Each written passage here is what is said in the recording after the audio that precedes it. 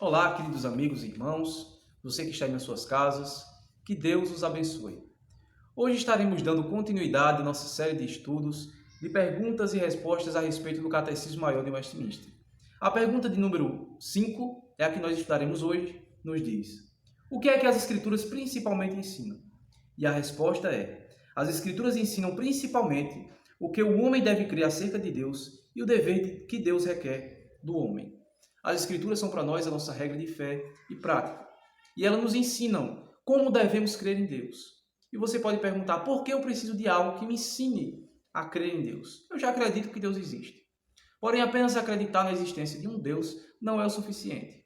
A Bíblia, a palavra de Deus, nos revela a maneira correta a qual devemos tratar com esse Deus tão grandioso, com esse Deus tão maravilhoso. Ela é a revelação de Deus pela qual Ele decidiu ter contato conosco.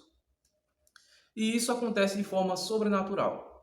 Aprendemos no vídeo passado que há duas formas de revelações. A revelação natural, que é aquela que podemos constatar por eventos palpáveis pela natureza, por aquilo que podemos contemplar com os nossos olhos, com o nosso olfato, com a nossa audição, aquilo que podemos contemplar no nosso dia a dia.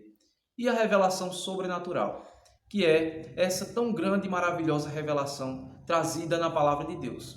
E também que acontece em alguns casos bem específicos através de coisas sobrenaturais que acontecem, como aconteceram no Antigo Testamento.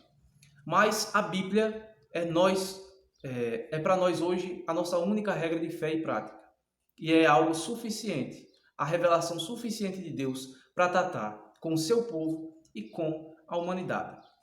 Então ela nos ensina como devemos crer acerca de Deus, como devemos lidar com esse Deus poderoso, soberano. E é algo exigido de nós, que possamos estudar a respeito da palavra de Deus. Devemos dizer, há pessoas que dizem, não, Deus não pode ser compreendido.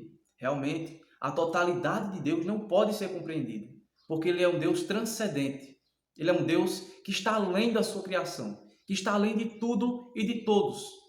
Mas não podemos esquecer que Deus também é um Deus imanente. É um Deus que tem contato com a sua criação. É um Deus que se mostra através da sua palavra. Ele se revela a cada um de nós. Ele mostra como devemos aprender a seu respeito, como devemos lidar, como devemos prestar culto a Ele. E isso é algo exigido de uma forma pessoal a cada um de nós, mas com regras que Ele mesmo estabeleceu. Não devemos lidar com Deus de qualquer maneira. Talvez tenha sido esse o erro de Caim. Ele tentou adorar a Deus da sua maneira. Ele tentou prestar culto a Deus da sua maneira. E havia uma maneira exigida para que tal coisa acontecesse.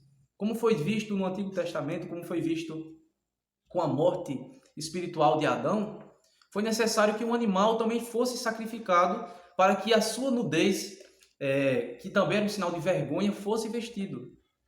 E provavelmente seus pais haviam ensinado aos seus filhos como deveria ser prestado culto a Deus. E Caim quis fazer isso à sua maneira, dando da erva do campo, dando da sua plantação, enquanto Abel decidiu fazer aquilo que era correto, que era exigido, a morte e o sacrifício de um animal, de uma pequena e pura ovelha. Então o que acontece? Devemos crer a respeito de Deus, mas muito mais além disso, devemos ter ciência do dever que Deus requer do homem. Deus é soberano, Ele salva o homem, Ele estende a mão sobre a sepultura do nosso pecado, da nossa carne, e nos tira de lá pela sua graça. Ele não faz isso de forma obrigada, contra a sua vontade, mas Deus convence através do Espírito Santo o homem do pecado, da justiça e do juízo, mostrando a esse mesmo homem que ele é um ser pecador e que carece da bondade de Deus. E após essa transformação, por mais que o homem desobedeça, por mais que o homem infrinja a sua lei, mas ainda assim, Ele é misericordioso para perdoar os nossos pecados. Ele é fiel e justo para pagar a imensidão de pecados que nós temos. Agora imagine a quantidade de pecados que nós não temos no nosso dia a dia, que durante o dia nós praticamos. Nós adulteramos não só apenas através do contato sexual com outra pessoa a não ser o nosso cônjuge, mas também por pensamento. Nós não mentimos apenas, como posso dizer, para se esquivar de algo perigoso para nós, mas muitas vezes a mentira se tornou um hábito e nós nos tornamos mentirosos. Nós fazemos coisas que são terrivelmente envergonhantes para cada um de nós. Talvez se houvesse um chip que fosse colocado em algum lugar sobre o nosso pensamento e fosse exposto a público, nós nunca mais queríamos ver aquelas pessoas a quem os nossos pensamentos foram impostos, foram colocados de frente.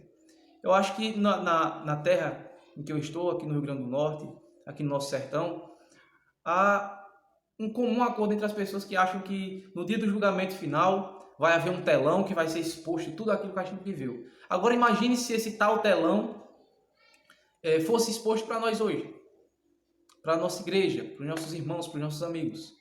A quantidade de coisa vergonhosa que não tem na nossa mente. Isso tudo sendo resultado do pecado que nós vivemos e vivenciamos na carne, perto de nós. Então, há sim soberania em Deus salvar o homem, em Deus tirar o homem da morte para a vida. Mas, quando isso acontece, nós passamos a ser responsáveis pelas nossas obras. E a nossa mente nos culpa e o Espírito Santo nos culpa, nos aflige, o coração nos faz sentir tristes quando praticamos tais atos.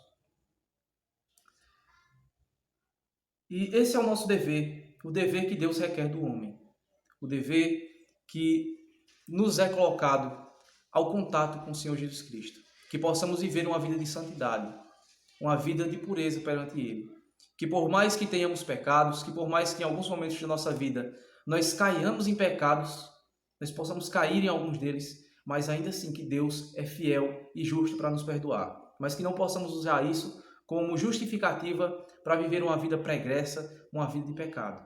Devemos buscar a Deus, clamar a Ele pela sua misericórdia, clamar a Ele pela sua graça. E Ele é fiel e justo para perdoar os nossos pecados, que são multidões de pecados.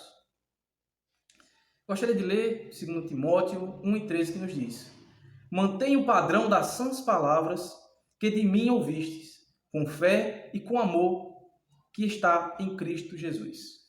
Devemos manter o padrão da palavra de Deus. O padrão que nos é exigido não é do melhor homem que está presente hoje nos nossos dias. Não é do homem mais piedoso.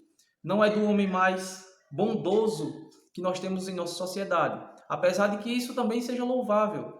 Que nós possamos ser pessoas que tratam bem as outras, pessoas que têm um exemplo diante da sociedade. Mas o nosso padrão é o padrão de Deus. É o padrão do nosso Senhor Jesus Cristo, que não tem pecados. É um padrão que, pelas nossas obras, nunca será alcançado. Mas esse padrão foi imputado em nós, foi colocado em nós através da morte de Jesus Cristo. De uma forma que Deus, ao nos ver, não nos vê mais como nós somos, mas nos vê em Cristo Jesus. Que Deus os abençoe e que essa reflexão, que essa palavra venha ser para você conforto. Conheça a respeito de Deus. E saiba o que Deus requer de cada um de vocês. Uma vida santa, plena e justa no Senhor Jesus. Que Deus seja com vocês.